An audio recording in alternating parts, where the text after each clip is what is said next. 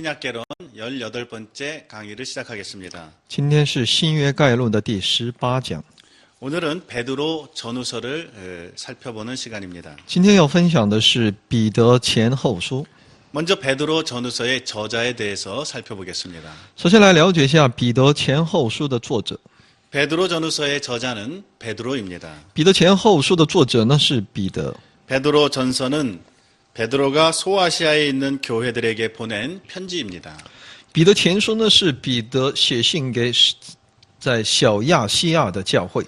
베드로 후서의 저자도 베드로입니다. 彼得后书的作者也是彼得。 베드로후서 1장 1절은 이렇습니다. 예수 그리스도의 종과 사도인 시몬 베드로는 우리 하나님과 구주 예수 그리스도의 의를 힘입어 동일하게 보배로운 믿음을 우리와 같이 받은 자들에게 편지하노니. 在彼得后书1章1节里面说，做耶稣基督仆人和使徒的西门彼得写信给那因我们的神和救主耶稣基督之义与我们同得一样宝贵信心的人。 베드로후서 3장 1절에서는 사랑하는 자들아 내가 이제 이 둘째 편지를 너희에게 쓰노니라는 말씀이 있는데 이것은 바로 베드로 후서가 베드로 전서에 이어져서 동일하게 베드로에 의해서 쓰여졌음을 알려줍니다. 在3章彼得后书3章1节说：“亲爱的弟兄啊，我现在写给你们的是第2封信，这2封都是提醒你们。”在这里可以看到，在彼得呢先前写了第1封，那就是彼得前书。 그러면 베드로는 어떤 사람이었습니까? 那么彼得是什么样的一个人呢？ 베드로는 예수님의 12 제자 중 한 사람이었습니다. 彼得是耶稣12使徒当中的一位。 베드로는 예수님의 12 제자들의 이름이 소개될 때 언제든지 사도들 가운데 가장 첫 번째로 언급되고 있고 또 예수님을 가장 가까이 따른 세 제자 중에서도 베드로의 이름이 언제나 가장 먼저 나오는 것을 보게 됩니다. 말하자면 수제자 격이었던 것입니다. 那么在彼得呢是耶稣的12门徒、12使徒当中呢是经常是与主最为在一个近处来服侍的门徒。在介绍耶稣的12门徒的时候呢，彼得排在第一位。而且呢，在耶稣特别看重的3位门徒当中呢，彼得也在其首。 본래 예수님을 만나기 전에 베드로는 갈릴리의 어부였습니다. 彼得在遇见耶稣之前呢，他是加利利的一位渔夫。 베드로의 본래 이름은 시몬이었습니다.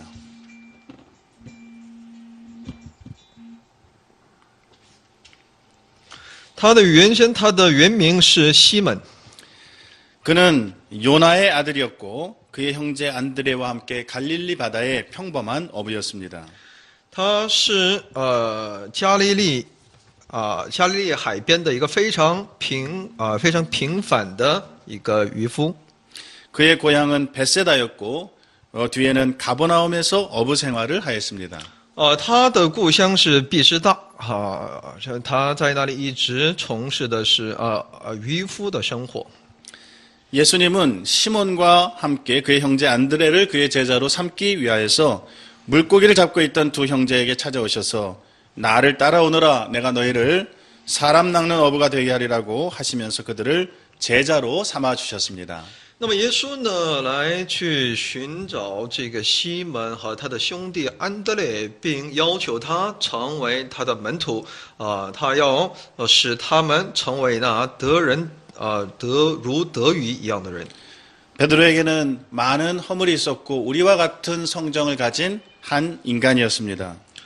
彼得呢，他是与我们一样，是有很多弱点，也有很多缺点，是拥有同样性情的人。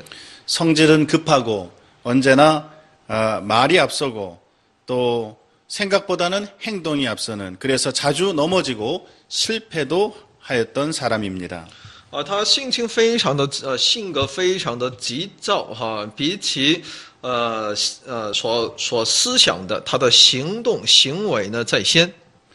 베드로는 예수님이 붙잡히셨을 때 예수님을 심지어는 저주하며 또 부인하기까지 하였습니다. 他在耶稣被抓的时候呢，彼得呢，他几次来否认这位耶稣，而且呢不认这位耶稣，而且呢还咒住了耶稣。 그래도 주님께서는 부족하고 불충한 베드로를 끝까지 붙들어 주시고 은혜를 주셔서 그리스도의 사도로 세워 주셨습니다. 但主呢，却依然的来看顾他，持守他，让他成为神的仆人。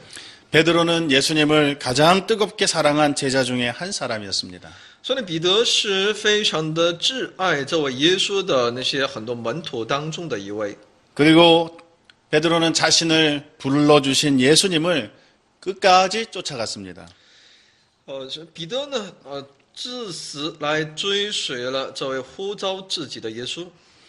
비록 예수님을 부인하기는 했지만 그래도 예수님이 잡혀가신 대제사장의 뜰 안에까지 들어간 제자는 베드로뿐이었습니다. 虽然他否认了不认了这位耶稣，但能够到大祭司的院子当中的院里面一直跟随到跟随耶稣到那里的只有那彼得一位。 다른 제자들은 멀리 다 도망가버리고 말았던 바로 그때에도 베드로는 예수님에게 가장 가까이 나아갔습니다. 也就是当时呢，其他的那些门徒呢，都远远的都逃离了。 그는 예수님을 부인하고 난 뒤 새벽닭 우는 소리와 함께 예수님의 말씀을 기억하고 뜨겁게 회개의 눈물을 흘리기도 하였습니다. 因为他不认耶稣，而且在其鸡鸣之后呢，他既想起了耶稣对他所说的那就他在那里流下了悔改的眼泪。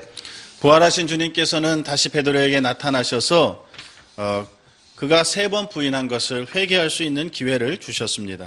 那么复活的主呢，重新显现在彼得的面前，让他能够有机会对其自己先前3次不认主的这样的内容的进行悔改。 그리고 그에게 다시 내 양을 치고 내 양을 먹이라는 부탁을 해주셨습니다. 而且主耶稣也要求他来不断的去牧养他的羊群。 부활하신 주님을 만난 뒤 이제 베드로는 예루살렘에서 사도들 중에 리더가 되어서 다시금 복음을 능력 있게 전하는 모습을 볼 수 있습니다.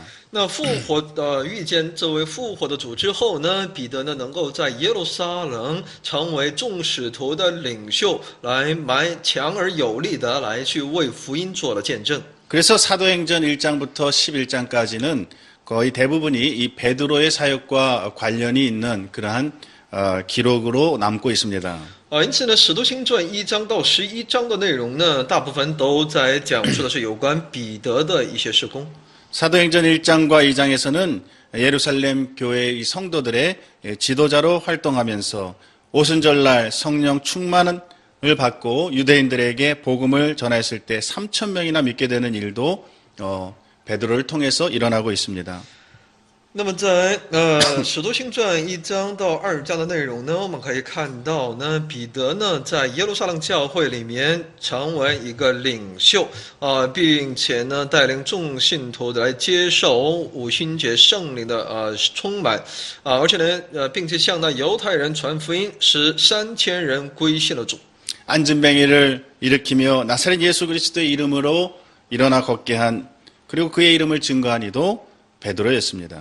能使一个瘫子能够重新站起来，让他能够奉拿撒勒人耶稣基督的名，让他能够重新站起来，也就是为耶稣所见证的，也是这彼得。 사도행전 4장에서 산에 들린 공회의 원들 앞에서 우리가 사람보다 하나님을 순종하는 것이 마땅하니라고 하면서 당당하고 흔들림 없는 그리스도의 사도로서의 모습을 보여준 것도 베드로였습니다.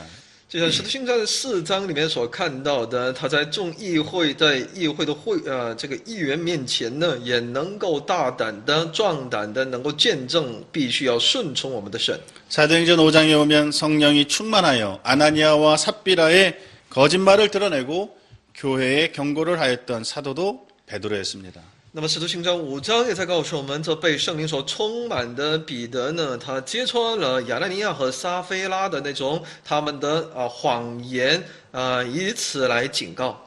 또 사도행전 6장에는 교회가 집사를 처음으로 세울 때에도 그 핵심에 베드로가 있었습니다. 在教会在选立执事的时候呢，第一次选立执事的时候呢，其核心领袖也是彼得。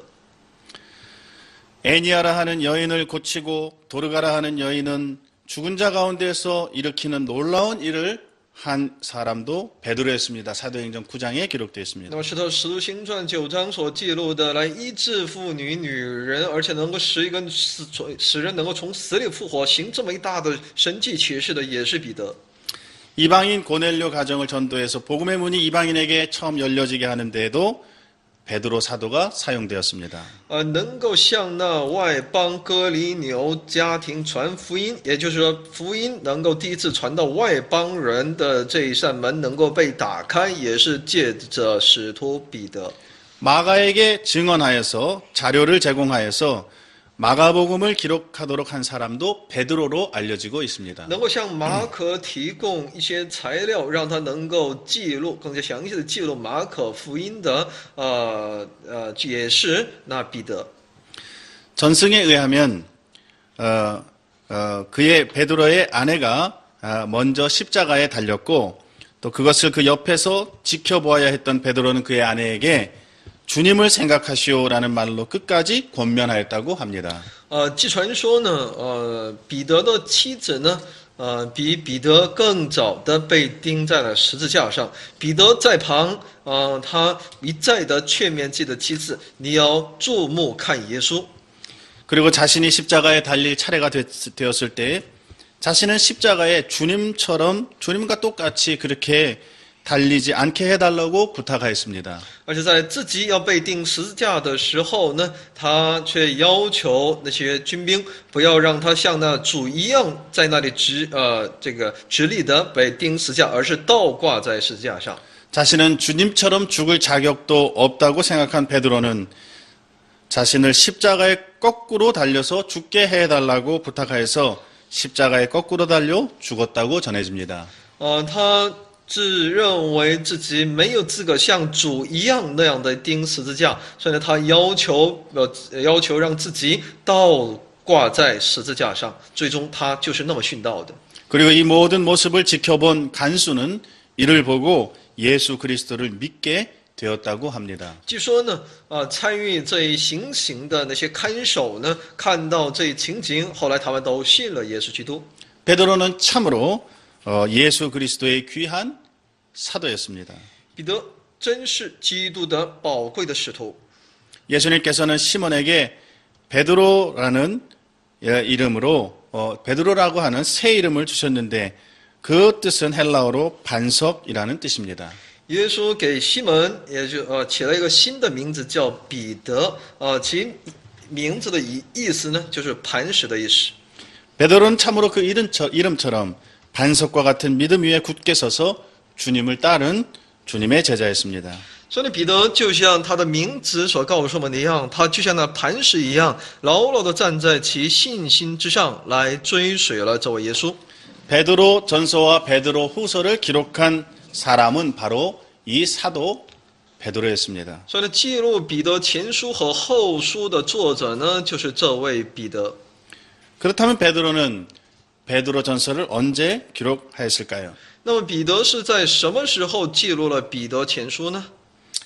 대체로 이 베드로 전서의 기록 시기에 관하여서는 네로 황제의 대대적인 기독교 박해 기간 또는 박해 직후 베드로의 순교 직전의 어떤 기간에 쓰여진 것으로 여겨집니다. 其记录彼得前书的记录年代呢，大体的我们认为是在尼禄皇帝在逼迫基督教的那一期间，或者是逼迫之后，和彼得殉道之前的那段时间当中被记录下来的。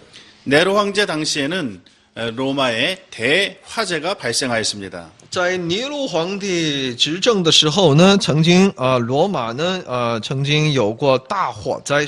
그때 로마 시민들은 매우 절망하고 또 당황하고 분노하였습니다. 当时的罗马的市民呢，非常的恐惧非常的绝望。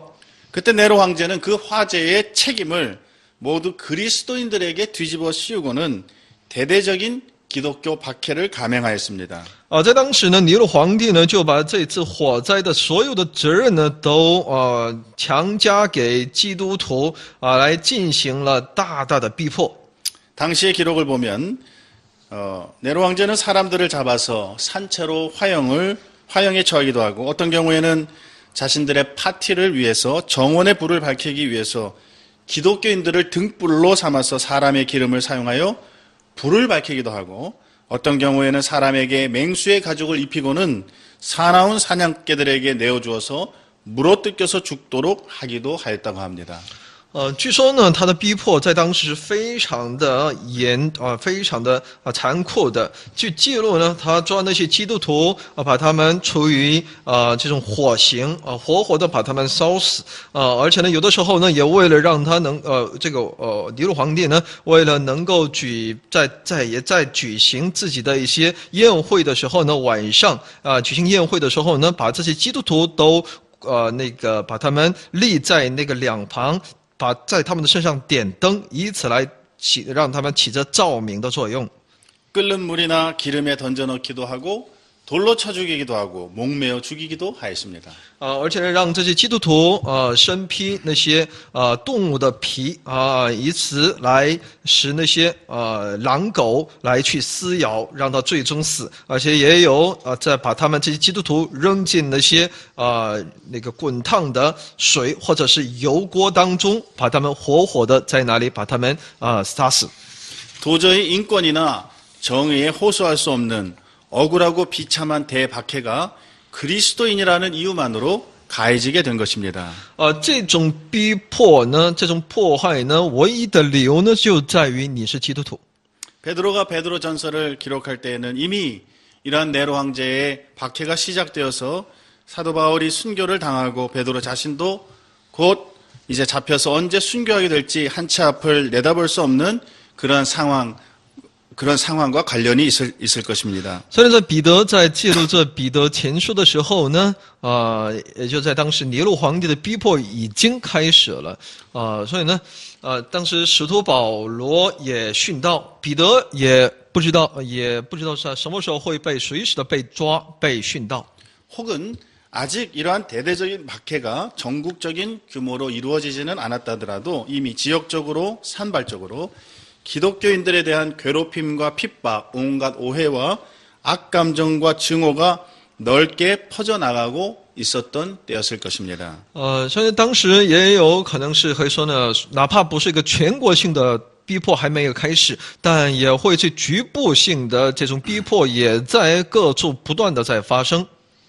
이제 영적인 눈을 가지고 보면 이제 장차 그리스도인들이 그리스도를 인하여 그리고 그리스도를 위하여 더 큰 고난에 대비해야 할 경고를 받아야 할 때였습니다.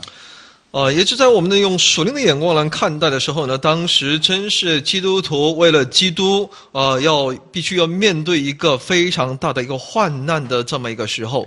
예수 그리스도의 사도 베드로는 교회의 미래를 생각하면서 박해 가운데 싸우면서 생존해야 하는 성도들을 생각하면서 복음의 증거자요 예수 그리스도의 사도로서 그의 생애의 마지막 순간에 이 권면하는 가운데 전해주고 있는 하나님의 말씀이 베드로 전서입니다. 所以在其耶稣基督的这个使徒彼得呢，他在为其教会的未来为了在逼迫当中能够生存，他在思想着这些信徒们、基督徒们，为了让他们能够成为福音的见证者，能够成为基督的真正的门徒，他付出自己的生命当中的最后的那个时间呢，来劝勉其基督徒能够在这种逼迫患难当中能够最终得胜。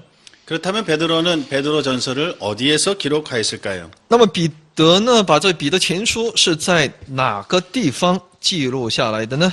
베드로 전서 5장 13절을 한번 읽어보겠습니다. 我们来读一下彼得前书5章13节。 함께 택하심을 받은 바벨론에 있는 교회가 너희에게 문안하고 내 아들 마가도 그리하느니라. 13节说呢，在巴比伦与你们同盟拣选的教会问你们安。 베드로는 베드로 전서를 바벨론에서 기록하고 있다고 밝히고 있습니다. 那么在这里，他告诉我们，彼得把这彼得前书呢是在巴比伦记录下来的。 바벨론이란 로마를 가리키는 상징적인 표현입니다. 巴比伦呢，其实是指罗马的一个象征的一种表现。 초대교회 교부들도 바벨론을 로마의 별명으로 이해하였습니다. 初期教会的那些教父们呢，也把这称作为巴比伦的这个词汇呢，就是当做罗马的一个别名来理解的。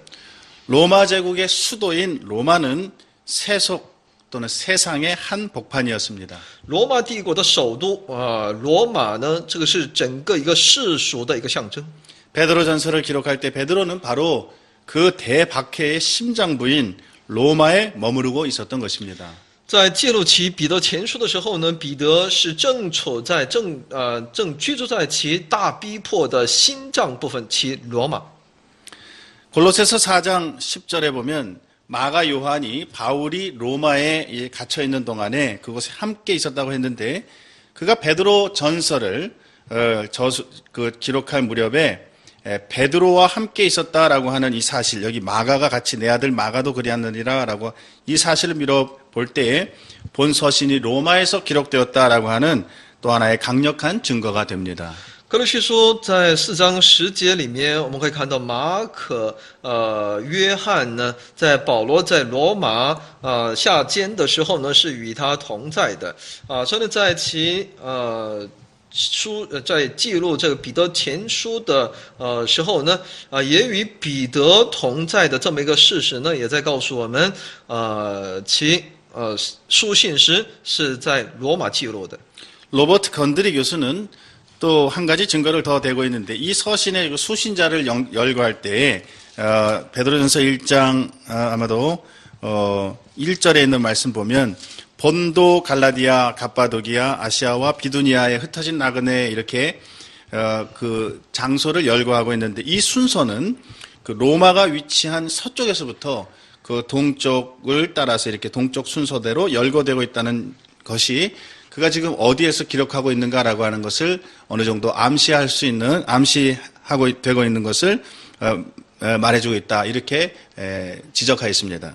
那么罗伯特教授呢，他主张呢，在其书信的开头所列举的这些接受这一信件的那些地区的名称的顺序，我们可以看到是在本都、加拉太、加帕多家，还有亚细亚，还有庇推尼有这样的一个顺序。这一顺序呢，就是从罗马从罗马所谓。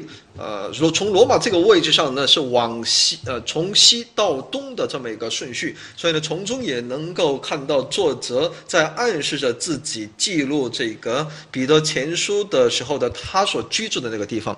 이제 요약하자면 이제 베드로는 그리스도인들이 이제 전국적으로 로마 제국 안에서 일어나고 있는 그런 박해와 관련해서 또는 이제 임박한 박해와 관련해서 로마에서 성령의 감동하심 가운데 그의 생애의 마지막 어느 시기에 소아시아의 교회들을 향하여서 하나님의 말씀을 증거하고 있다고 볼 수 있습니다.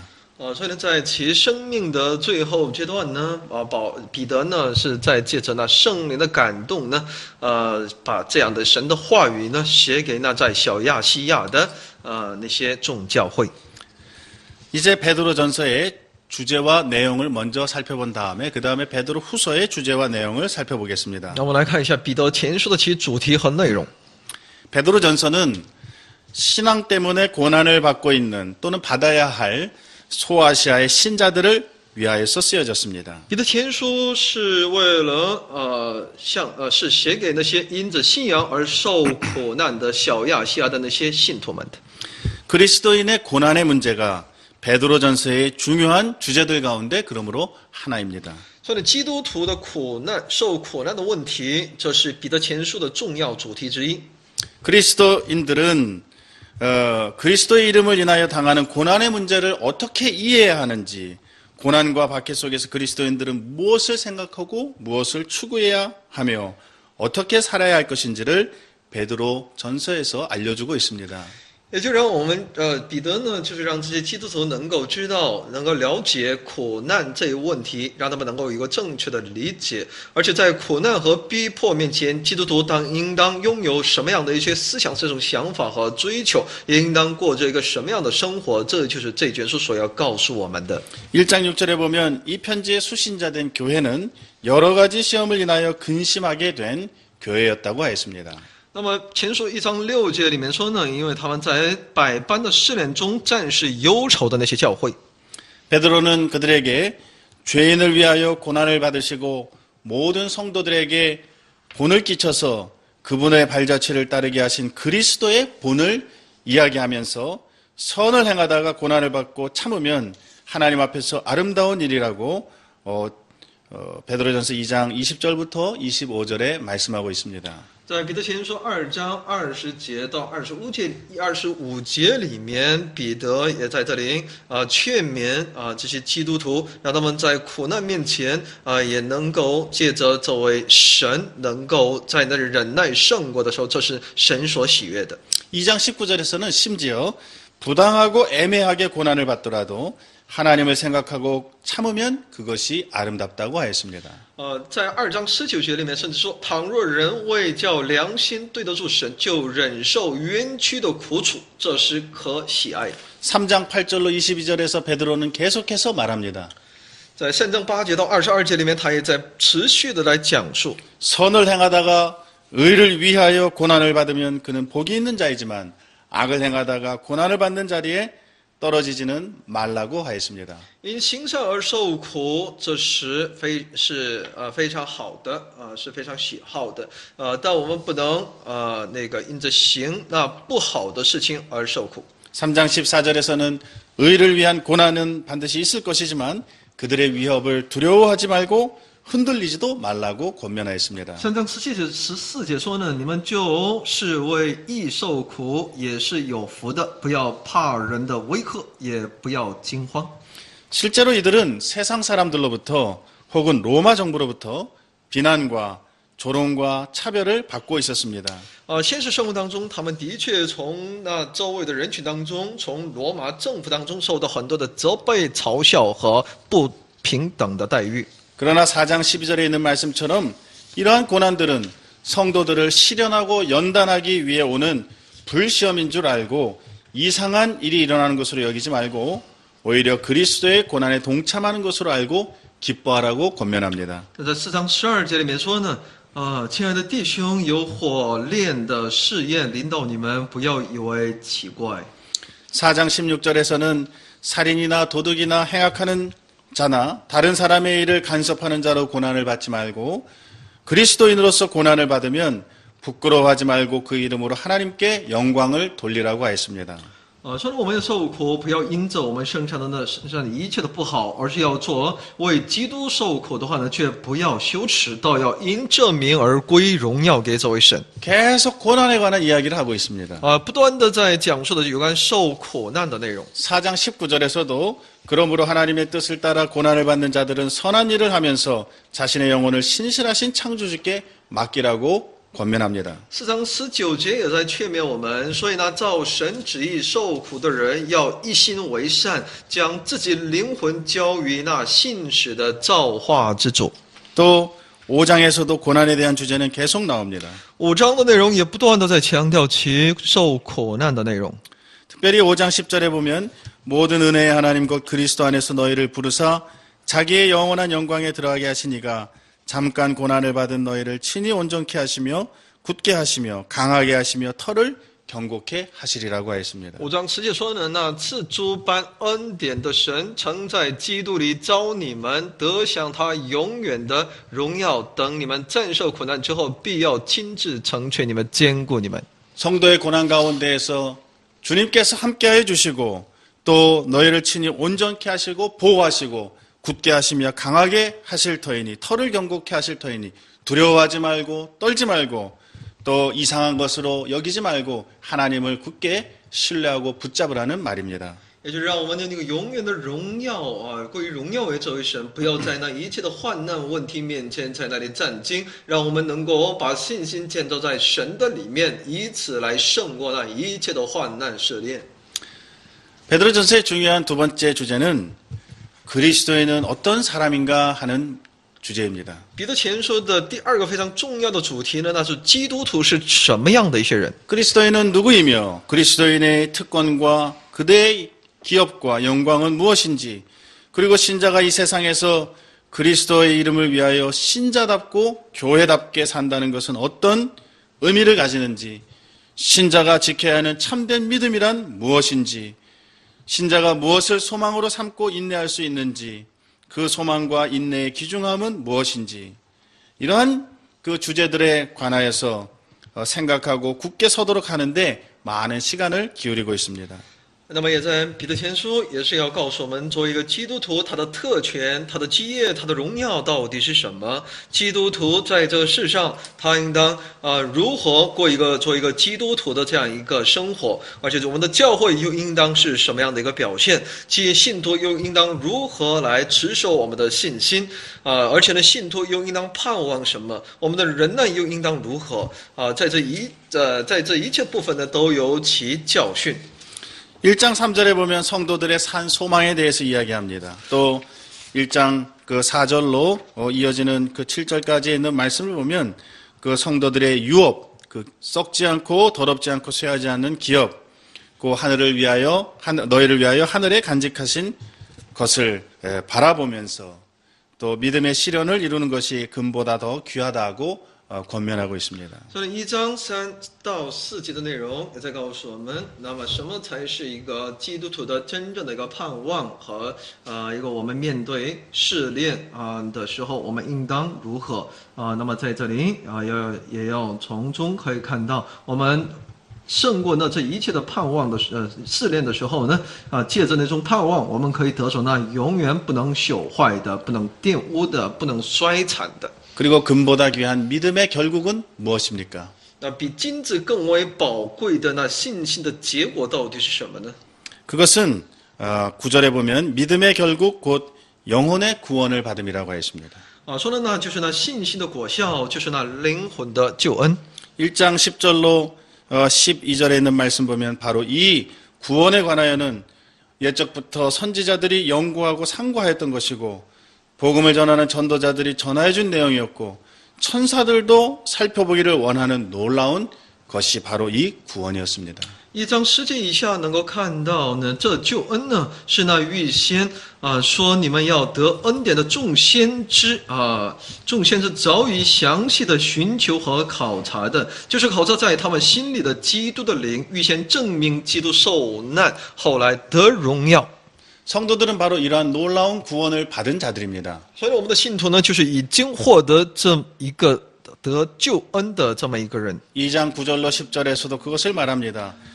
성도들은 택하심을 받은 족속이고 왕같은 제사장들이고 거룩한 나라요 그의 소유된 백성이니 이는 너희를 어두움에서 그의 기이한 빛에 들어가게 하신 자의 아름다운 덕을 선전하게 하려는 것이다. 너희가 전에는 백성이 아니었으나 이제는 하나님의 백성이며 전에는 긍휼을 얻지 못하였으나 이제는 긍휼을 얻은 자들임을 기억할 필요가 있습니다. 2章9到10节告诉我们唯独你们是被拣选的族类，是有君尊的祭司，是圣洁的国度，是属神的子民。要叫你们宣扬那照你们出黑暗入奇妙光明者的美德。你们从前算不得是子民，现在却做了神的子民。这些呢，我们是做一个基督徒所必须要了解的部分。 우리는 그리스도인으로서 우리가 누구인지, 그리스도인이란 게 무엇인지, 또는 우리의 부르심과 소망과 기쁨과 영광과 우리의 기업에 대해서도 너무 무지합니다. 我们必须基督徒呢必须要知道我们到底是谁，对我们的身份也应该有一个清楚的认识。但我们很多的时候呢，非常的无知。 우리의 구원에 대해서도 큰 감격이 없습니다. 我们对我们的救恩呢，也没有太大的感恩。 그러다 보니 조그마한 고난도 견디지 못하고 참된 것을 버리고 거짓된 것을 붙잡습니다. 我们很多的时候面对那小小的苦难，我们也会容易来放弃那真的，而寻求那虚假的。 너무나 쉽게 천국을 포기하고 세상을 붙잡으려고 합니다. 我们很容易的来抛弃那天国，而想要寻找那属世的。 성도들은 우리가 받은 이 구원의 기쁨과 영광에 대해 더욱 깊이 알아가야 합니다. 所以信徒呢，应该更深的来认识我们今天所获得的这那美好的信心的。 이것이 베드로전서의 두 번째 중요한 주제입니다. 这就是彼得前书的第二个重要的主题。 셋째로 베드로는 그리스도인들이 어떻게 살아야겠는지, 특별히 성도들이 이 땅 위에서 맺게 되는 여러 인간관계들 속에서 어떻게 행해야 하겠는지에 대한 실제적인 교훈을 주고 있습니다. 那么第三呢，也在告诉我们，彼得在告诉我们，基督徒在地上应当过着什么样的一些生活？在这个地上与人际关系当中又应当是如何的，有实际性的教训。 2장 13절로 17절에서는 왕들과 권위자들과의 관계, 2章13到17节呢，所讲的是与那些君王、那些掌权者的与他们之间的关系。 2장 18절로 25절에는 종과 주인의 본분과 그 관계, 那么2章18到25节所提到的是那仆人和主人之间的这种各自的本分和彼此的关系。 또 3장 1절로 7절에는 아내와 남편의 본분과 그 관계 등을 열거하면서 모두 같은 마음을 품고 서로 동정하며 형제를 사랑하며 불쌍히 여기며 겸손하며 악을 악으로 갚지 말고 도리어 축복하라고 권면합니다. 3章1到7节呢，讲述有关妻子和丈夫的本分和其关系所以呢，都要持着一种彼此的这种爱心来去恩待其弟兄姊妹。 또 5장에서는 복음의 증인으로 부름을 받은 모든 자들은 하나님의 양무리를 치되 모든 겸손과 즐거운 마음으로 하며 오직 양무리의 본이 되어 목자장으로부터 영광의 면류관을 받으라고 권면합니다. 特别在5章当中呢，又劝勉作为一个福音的见证要被呼召成为福音见证的人呢，要好好的来牧养这些羊群，要谦卑的、喜乐的来成为这些羊群的榜样获得那最终的荣耀的冠冕。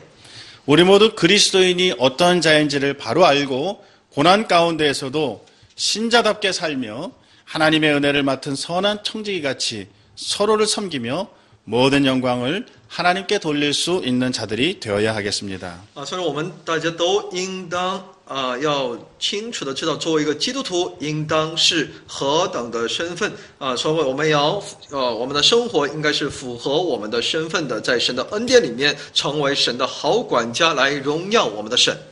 이것이 베드로 전서의 간략한 내용이 되겠습니다. 这就是彼得前书的它的概要。 베드로 후서의 주제와 내용은 어떠합니까? 那么彼得后书的其主题和其内容呢？ 베드로 후서는 베드로 사도의 마지막 편지입니다. 彼得后书呢是使徒彼得的最后一卷。 베드로후서 3장 1절에 있는 말씀 보면 사랑하는 자들아 내가 이제 이 둘째 편지를 너희에게 쓰노니라는 말씀으로 미뤄볼 때 베드로 후서의 수신자는 베드로 전서의 수신자와 동일한 그 소아시아의 교회들로 볼 수 있습니다. 那么在彼得后书3章1节里面所讲的，亲爱的弟兄，我现在写给你们的是第2封信，从中我们可以知道其对象呢，就是那彼得前书里面的小亚细亚的众教会。 하지만 베드로 후서는 베드로 전서와 그 성격이 사뭇 다릅니다. 但彼得后书呢，比起那彼得前书，其性质不同。 그래서 사람들은 베드로 후서의 저자가 베드로 사도인지에 대한 의문을 품어왔습니다. 所以呢，人们对其彼得后书是不是彼得前书、彼得后书和前书的作者是否一致，在这里曾经产生过怀疑。 그러나 동일한 저자가 항상 같은 말만 하고 같은 스타일로 같은 주제만 다뤄야 한다라고 생각하는 것은 크게 잘못된 생각입니다. 但我们不能有这么一个前提，说呢，同一位作者必须有同一种风格、同一个主题，这是不对的。 상황이 달라지면 다르게 말할 수 있습니다. 因为状况所处的环境不同，状况不一样，就肯定会其内容各方面也都会有一些其他的风格的出现。 베드로 후서의 배경은 베드로 전서의 배경과는 조금 다릅니다. 彼得后书的背景呢，比起那彼得前书的背景是有一些不同。 베드로 전서는 외적인 어떤 시련과 박해로 인해 고통당하고 있는 그리스도인들에게 주는 어떤 도전의 말씀이라고 한다면 베드로 후서에서의 문제는 거짓 교사들과 그들의 탐욕과 성적인 부도덕에 기초한 내적 문제가 주로 다루어지고 있습니다. 彼得前书所讲述的是外在的一种试炼、逼迫，在这个逼迫痛苦当中，基督徒应当如何来面对挑战，这是焦点。但彼得后书所讲述的是针对那些假教师，还有他们的贪婪，还有在性方面的不道德等等，这是内在的问题。 베드로 후서는 총 3장으로 이루어져 있는데 彼得后书呢，一共有3章。 1장은 인사말 1절부터 2절까지 인사말에 이어서 하나님께서 자기 백성에게 주신 선물과 약속의 기초를 둔 권면의 말씀으로 시작됩니다.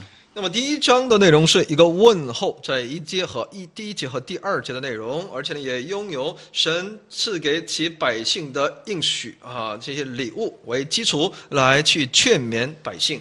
사도 바울은 하나님께서 그의 백성들에게 주신 복을 하늘에 속한 신령한 복으로 에베소서 1장 3절에서 설명하고 있습니다. 使徒保罗呢在这里也在强调神所赐给他们的福分呢就是那使徒保罗在以弗所书1章3节里面所讲的，那就是天上的那属灵的祝福。 그래서 에베소 1장 3절부터 이제 그 12절까지인가요? 그 긴 한 구절이 이제 그 하늘에 속한 신령한 복이 무엇인가를 설명하고 있지 않습니까? 所以以弗所书1章3节到12节的内容也在讲明什么是那属灵的福分。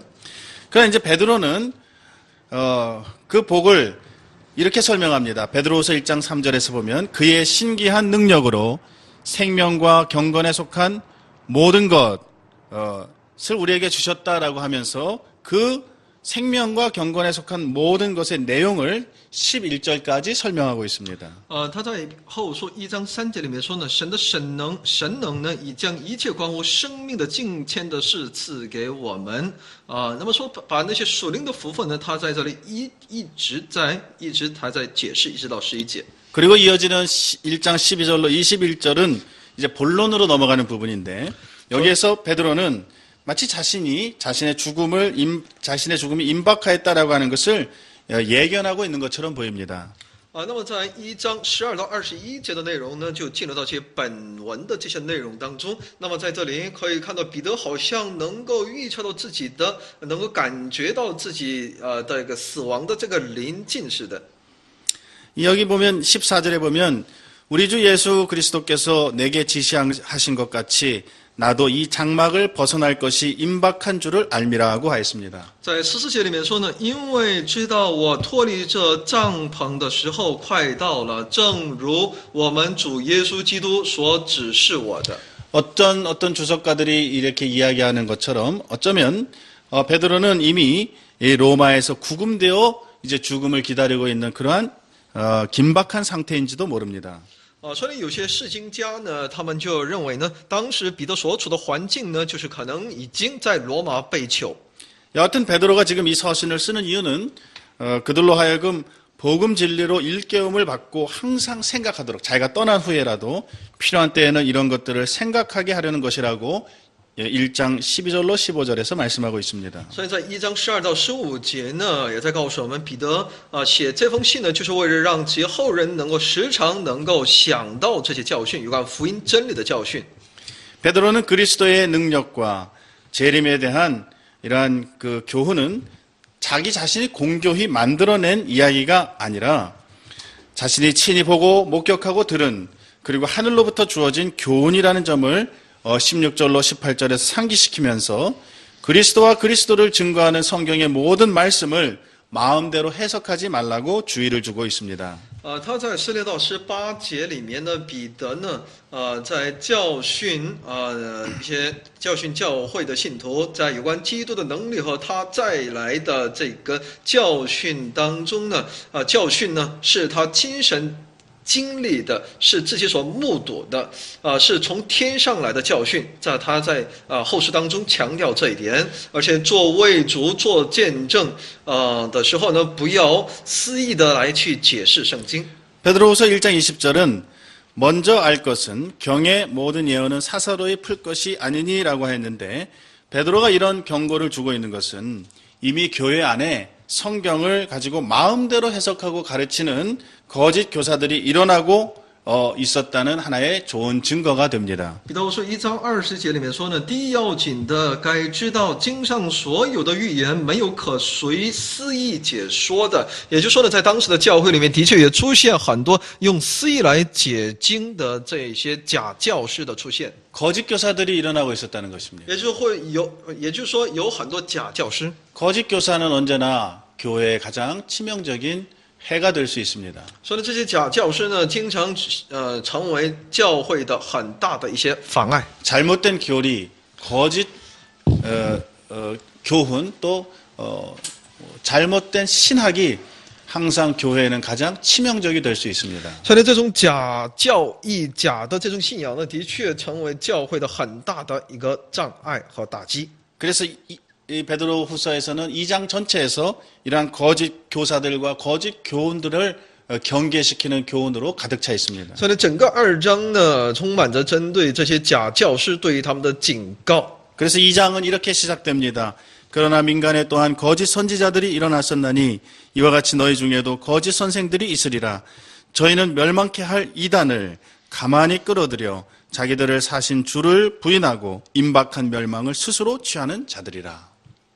2章的开始说呢，从前有百姓中有假先知起来，将来在你们中间也必有假师傅私自引进陷害人的异端，连买他们的主，他们也不承认，自取速速的灭亡。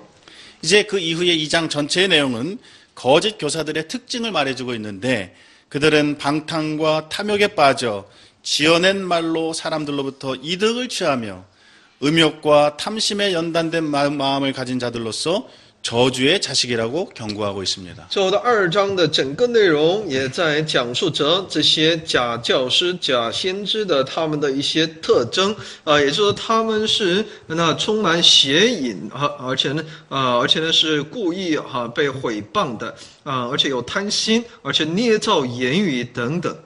이들은 불의의 삭스를 사랑한 발람과 같다고 15절로 16절에 말씀합니다. 而且在15节和16节里面又说了，他们就是那取那不义之财的巴兰。 이 거짓 교사들의 특징은 복음에는 관심이 없고 그리스도에게는 관심이 없고 어떤 자기가 이 세상에서 취하는 어떤 물질적인 이득 이것을 더 사랑하는 자들입니다. 因为他们关注的呢不是那福音的真理，而是他们更关注的是他们所需要的那些需要，还有那些也就满足他们的贪婪。 또 17절 말씀처럼 물 없는 샘이나 광풍에 밀려가는 안개와도 같습니다. 也在17节里面所讲的，他们这些人就像那无水的井，是狂风吹逼的雾气。 뭐 겉으로 보면 뭐가 있는 것처럼 보이지만 그러나 거기에는 아무것도 없는 실체가 없는 허무한 자들이라는 말입니다. 他们是一群有墨黑的幽暗为他们的陈柳。 그래서 베드로는 이러한 자들은 멸망의 종들이고 토하였던 것을 다시 먹는 개나 씻었다가 더러운 구덩이에 도로누는 돼지와도 같은 자들이라고 하면서 거짓 교사들을 정죄하고 있습니다. 所以呢，彼得呢，对他们，对这些人称他们为是呢，就像那狗所吐的，他转来又吃；猪洗净了又回到泥里去滚，这是正合适于他们的。 또 3장에서는 거짓 교사들의 가르침 중에는 예수님의 재림에 대한 주님의 가르침과 사도들의 가르침을 부인하는 자들이 있었던 것으로 보입니다. 在3章的内容当中，也能看到那些假师傅、假教师呢，他们对其耶稣的再来呢，有其错误的他们的教训。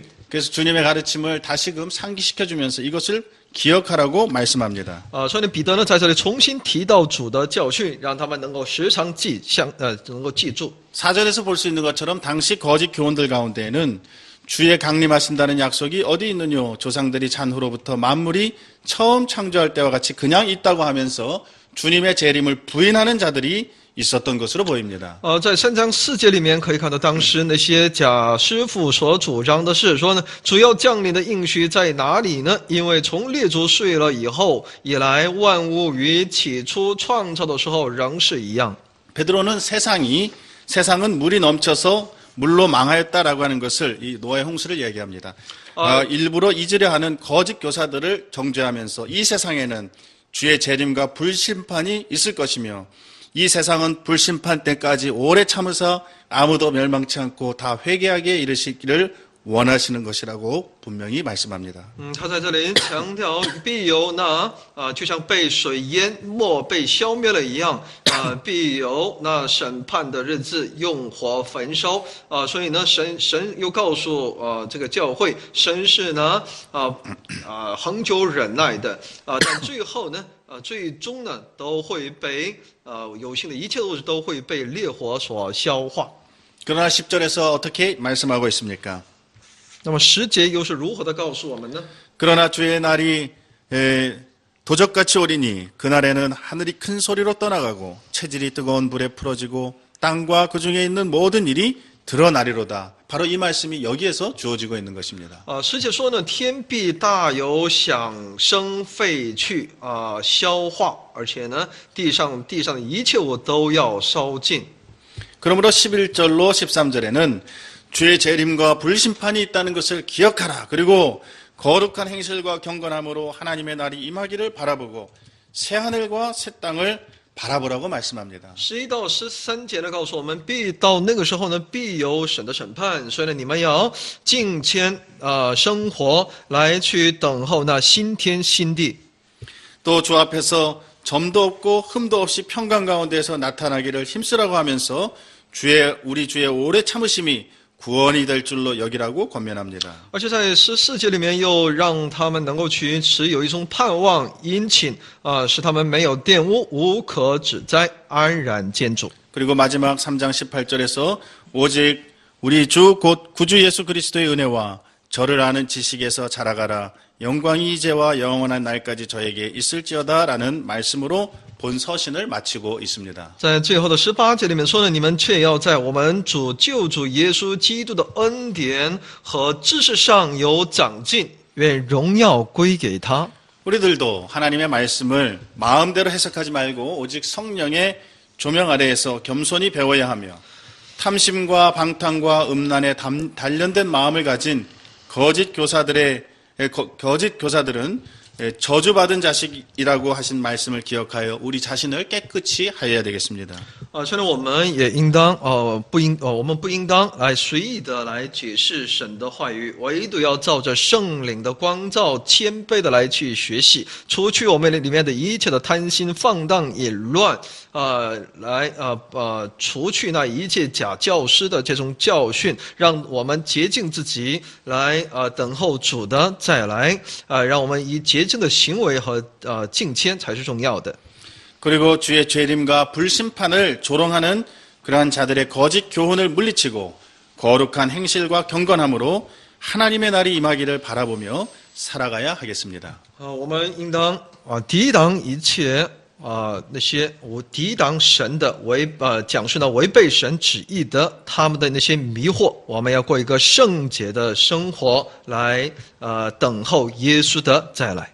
이것이 베드로후서 1장부터 3장까지의 내용의 간략한 요약이 되겠습니다. 这就是彼得后书1章到3章的简要。 이제 이것으로 신약개론 18번째 강의를 마치도록 하겠습니다. 到此来结束新约概论的第18讲。 감사합니다. 谢谢大家。